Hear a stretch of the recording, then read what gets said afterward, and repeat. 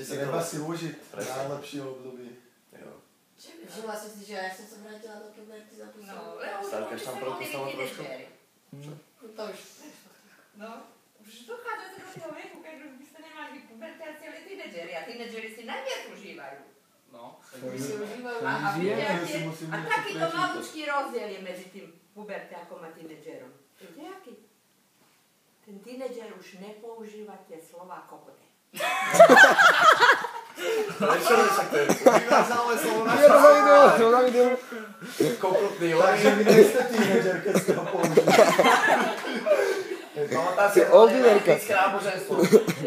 Mohla by som povedať, že nepoužívajú škaredé slova, ale to by ste nepochopili. Ne, to neviem. To už musíte vymeniť za niečo iné. Kere sú škaredé slova?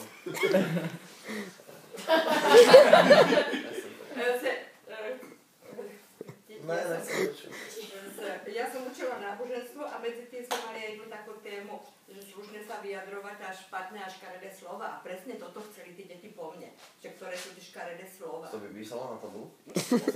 Ja som im to povedala. Pani učiteľka, také škaredé slova ste použili. No použila, aby vám bolo jasné, ktoré sú tie škaredé a čo miesto toho budete používať, keď chcete teda akože zárežiť. Tak pošlite niekoho do čerta, nikdy nie do. Nie, lebo, no tak to je to škaredé, ale ešte horšie. To se... Do hája. Do hája môže byť, no. Tam posielajte. Do hája pošlete. Do čerta pošlete, do hája pošlite. A co je horšie, tak do piče proti. Dopreč. To nepôjde, lebo to bola učiteľka náboženstva. Do Boha. No vidíš, tak došla snad. Takže z...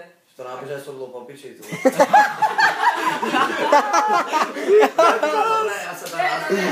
Bola taká oddychová hodina. Ešte pokračujem.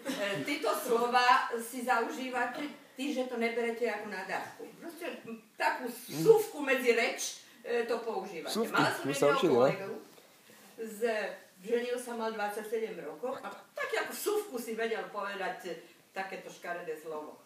Hoci kedy. A nebral to jak nádavku. A hovorím, Emil. Emil sa volal? Áno. Jožo, ty musíš nič. Ale volal bezísku, Emil. S týmto musíš prestať, lebo prvé slovo, čo sa naučí tvoj syn, až sa ho ženíš, lebo už sa vtedy ženil, bude takéto toto tvoje škaredé slovo. Ono sa to naozaj stalo. Odtedy, keby uťal, v živote už potom nepoužila. Čo z toho, keď už mali sa to naučiť? Takže... Potom nemusel nadávať, no, Mali ho to naučil. No, Mali ho to naučil, ale prestal nadávať aj otec a dúfam, že... Mali prebral v Mali Emil nenadáva, neviem už. Mali rejko, možno každé... To by horšie vec. Jestli nejaký údor. Takže zabavila som vás zase. Určite. Jasné. Díky, máme to na videu. Užiješ.